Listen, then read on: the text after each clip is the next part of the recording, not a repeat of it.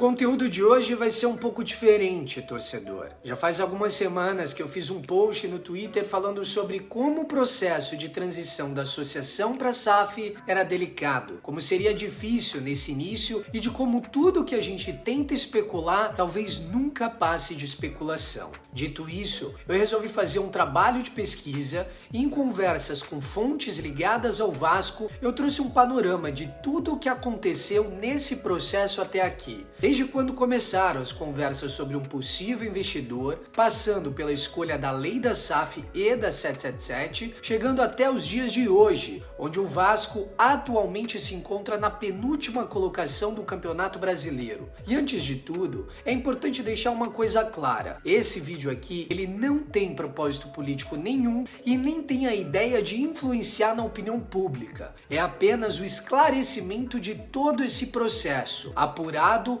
e explicado de forma minuciosa para você, torcedor. Eu achei coerente começar a contar essa história a partir do início de 2021, que é quando o Vasco é rebaixado para a Série B e essa atual gestão assume o clube. Naquela época, os balanços do clube apontavam a dívida de mais ou menos 700 milhões de reais. Logo quando a atual gestão assume a posse em janeiro, o balanço financeiro sofre algumas alterações. Em dezembro, um mês antes disso, surge uma dívida trabalhista de mais ou menos 130 milhões para o Vasco pagar. Nesse momento, a dívida do clube passava de 700 milhões e chegava a 830 milhões, mas não para por aí. Pouco tempo depois, o time de finanças do clube descobriu uma outra dívida que não estava contabilizada, orçada em 200 milhões de reais. Eram causas cíveis e trabalhistas que ainda não tinham sido julgadas, por isso não estavam no balanço financeiro. Resumindo e fazendo as contas até aqui,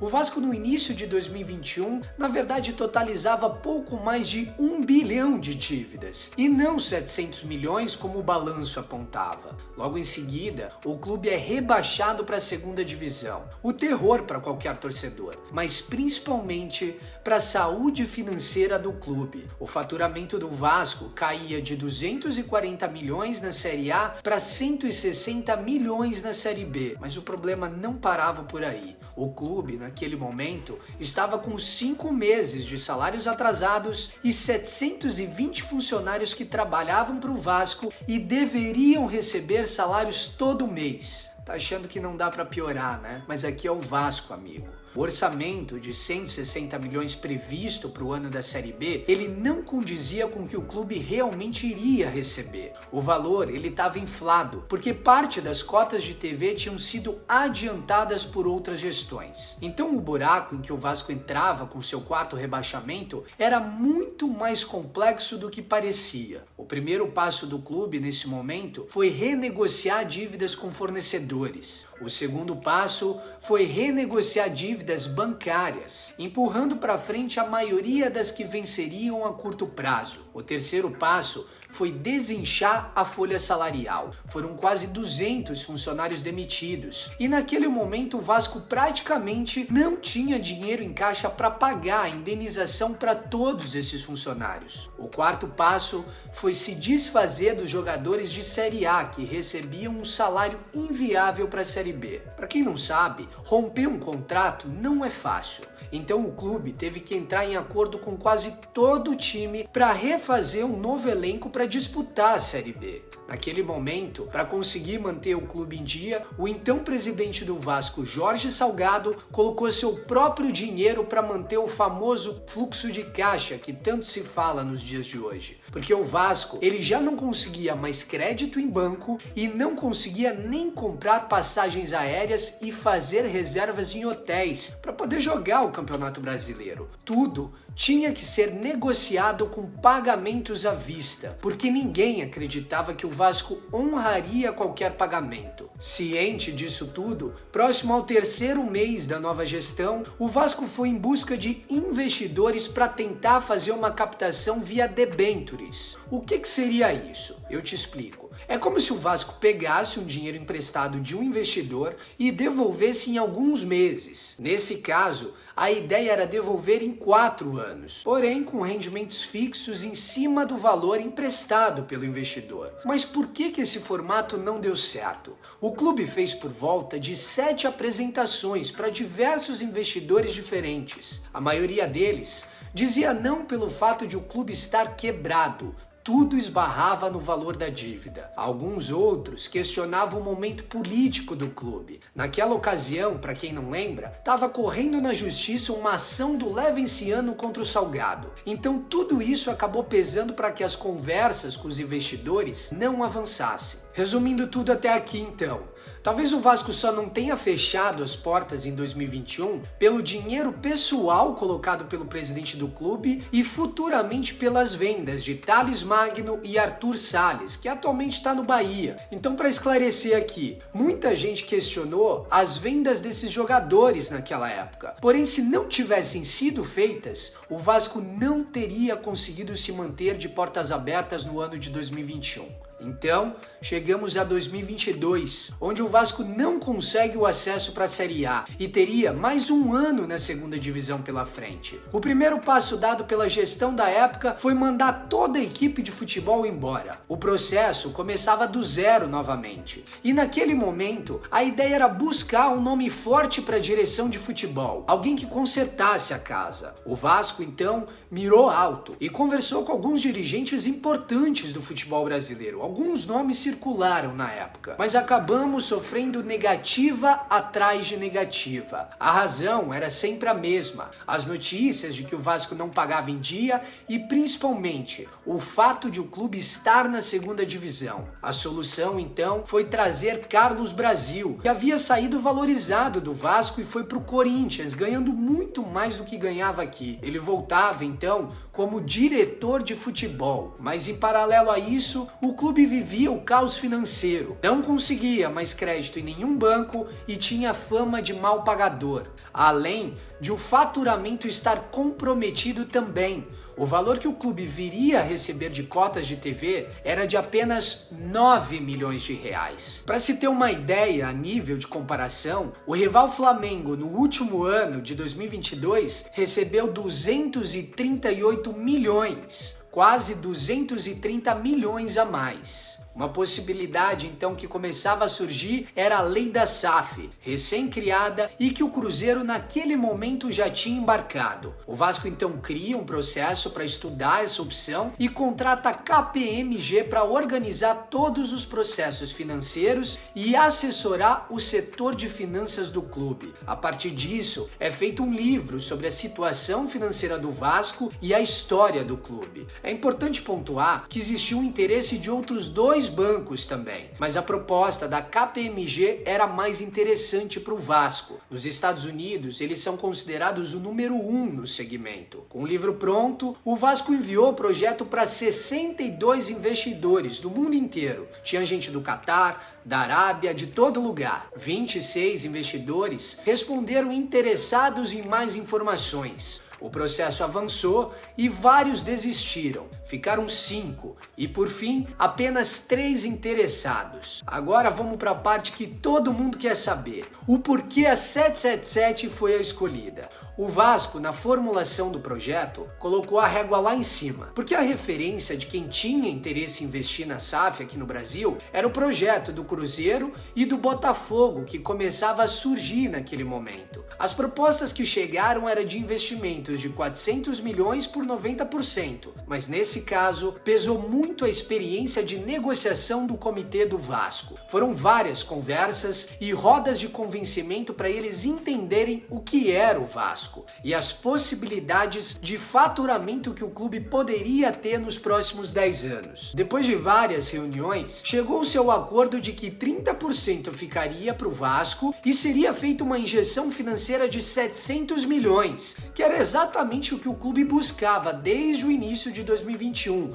quando conversou com investidores pela primeira vez, e também a transferência das dívidas do Vasco para Vasco SAF. A ideia base de tudo isso com a SAF era absorver aquela ideia de tirar os cartolas da liderança do time e formar uma gestão profissionalizada para administrar os recursos, as dívidas e o futebol do clube. Unido a tudo isso, em 2022 o Vasco foi até a Justiça do Trabalho e pediu uma solução, porque entendia que não dava para administrar as contas e pagar dívidas, com ações sendo executadas a toda hora contra o clube. O Vasco foi então o primeiro time a conseguir o famoso acordo com o RCE. O que seria isso? Eu te explico. O RCE é um mecanismo criado pela lei da SAF que permite os clubes organizarem uma fila para pagamento de credores. Como é que funciona isso na prática? O clube organiza 20% de tudo que é faturado por mês para o pagamento do RCE.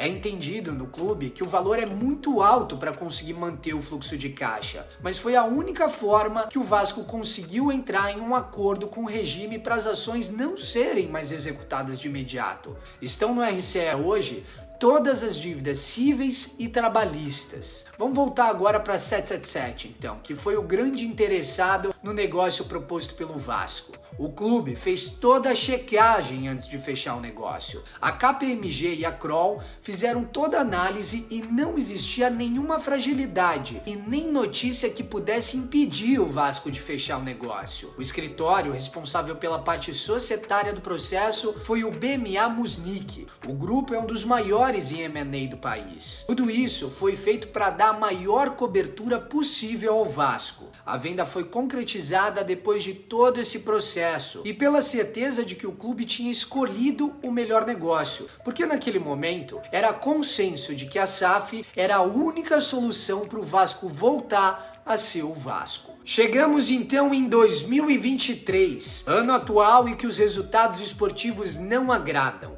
A primeira pergunta que eu fiz foi sobre os problemas financeiros atuais do Vasco, atraso no pagamento de jogadores e tudo mais, se isso surpreendia ou se já era previsto. O entendimento é de que já era previsto, porque o orçamento está sendo cumprido. A receita prevista para esse ano é de mais ou menos 260 milhões, e isso já com o aporte da 777. Mas a grande questão é que o clube tem pago dívidas por desságio sempre que surgem. O que seria isso? Eu explico. É quando o órgão responsável pelas dívidas entra em contato com você e diz que a pessoa para quem você está devendo quer entrar em um acordo. Então digamos que o Vasco estava devendo 5 milhões para algum ex-jogador e esse jogador ele topa receber 1 milhão à vista. É muito mais interessante você abater essa dívida e é isso que o clube tem feito. Por isso podem ter surgido os problemas nos atrasos de pagamentos recentes, além de algumas receitas que não se concretizaram,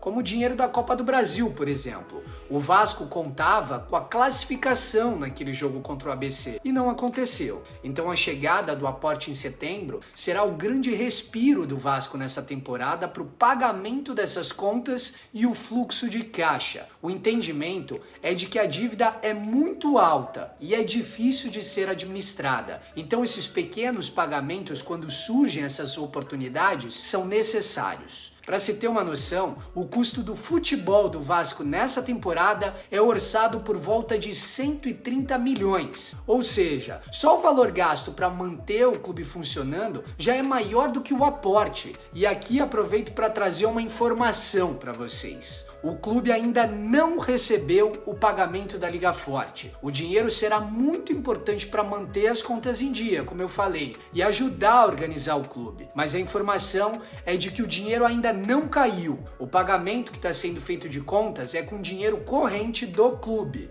Vamos lá, sobre a janela de transferências. Tudo isso foi apurado antes da venda do Pedro Raul. Então, pode ser que esse dinheiro entrando agora mude alguma coisa. Mas a expectativa é que o Vasco não faça contratações como fez na primeira janela. Não teremos grandes contratações, torcedor. Existe uma organização para ir atrás de jogadores em término de contrato ou oportunidade de mercado, como tem sido feito. Mas não será feita nenhuma loucura. estrutura. Por isso é tão importante o trabalho do clube nos bastidores, porque não tem dinheiro para contratar. Os scouts têm trabalhado para encontrar essas possibilidades, como foi o caso do Medel. O jogador queria vir para o Brasil e não tinha muitas possibilidades na Europa, por isso o negócio aconteceu. A situação do Vasco no campeonato é delicada e está bem longe também das expectativas que o futebol do clube tinha para essa temporada. O que era esperado era um meio de tabela para esse primeiro ano, formar uma base de jogadores para o segundo ano de trabalho. Existe um entendimento no clube de que no futebol não existe uma fórmula e que montar um elenco do zero não é fácil. Exige uma adaptação dos jogadores e outros fatores que influenciam.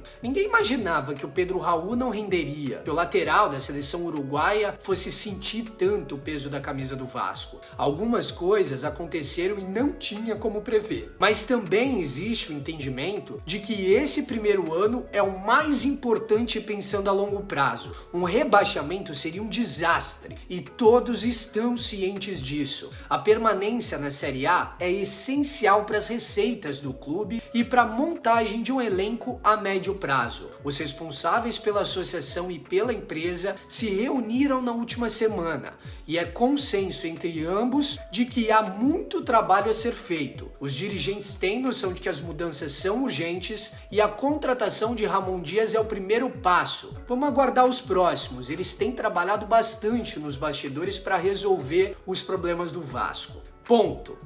Após tudo isso, eu quero expor um pouco do que eu penso sobre tudo isso que eu trouxe para vocês. A comunicação do clube atrapalha tudo. E eu não estou falando do setor que é responsável por isso. Eu estou falando do fato de ninguém vir a público conversar com a torcida. Isso só afasta o torcedor. O trabalho que vem sendo feito no futebol do Vasco não é bom. No dia 3 de julho, a janela abriu. E assim como o senhor Paulo Brax afirmou, tínhamos que ter reforços já treinando para estrear no primeiro jogo depois da abertura da janela. A lentidão nos processos tem feito com que o desespero comece a ser o sentimento predominante. E isso está completamente errado. Eu acredito que dialogar é sempre o melhor caminho. Mas precisou um técnico vir de fora para fazer ligações para jogadores. Porque o poder de convencimento do nosso diretor, ele inexiste nesse momento. Está esclarecido nessa pesquisa todo o processo, mas não adianta honrar os compromissos e colocar pessoas sem competência para comandar tudo. Precisamos de organização dentro do clube e principalmente de comunicação. Se eles ao menos conversassem com o torcedor, saberíamos o que está acontecendo e a situação estaria um pouco mais amena. Mas tudo que a gente tem acesso hoje em relação ao Vasco vem por meio da imprensa. Isso é insuportável, porque esse clube é nosso também. E eu entendo que o momento é de revolta, mas o clube precisa de nós. E nós sabemos muito bem que somos muito mais fortes juntos. Quando pudermos voltar ao estádio, que provavelmente vai ser contra o Grêmio, vamos gritar, vamos reerguer esse time do chão mais uma vez como a gente sempre fez. Vamos fazer pelo Vasco. Então, eu queria agradecer a cada um de vocês que ficou até o final do vídeo, pedir para deixar seu like, se inscreve no meu canal, compartilhem esse vídeo. Eu espero ter esclarecido tudo para vocês. Eu acho que o principal foco foi buscar fontes, conversar com pessoas para deixar as coisas claras para o torcedor, porque como a gente não tem essa clareza, a gente acaba ficando mais revoltado e confuso em relação a tudo que está acontecendo. Então é importante a gente ter essa clareza de se tem dinheiro ou não tem, se vai contratar ou não vai. Então eu busquei o máximo de informações que eu consegui desse primeiro quase um ano de SAF, né? E eu espero ter ajudado você, torcedor. Eu também estou sofrendo, também sou torcedor. Então, muito obrigado a todo mundo que tem acompanhado o meu trabalho. Se você puder, compartilha esse vídeo com mais vascaínos, deixa o teu like, se inscreve. Tamo junto, como eu falei, ao Vasco tudo. Eu vivo por esse clube. Eu sou vascaíno por causa do meu pai. Durante muito tempo eu não tive um diálogo muito aberto com meu pai, e as únicas vezes que a gente conseguia conversar, pelo menos, era sobre Vasco. Então esse clube é muito importante para mim. Ele é o resumo do que é o amor. Então eu espero ter ajudado um pouco você que também ama tanto esse clube. Muito obrigado.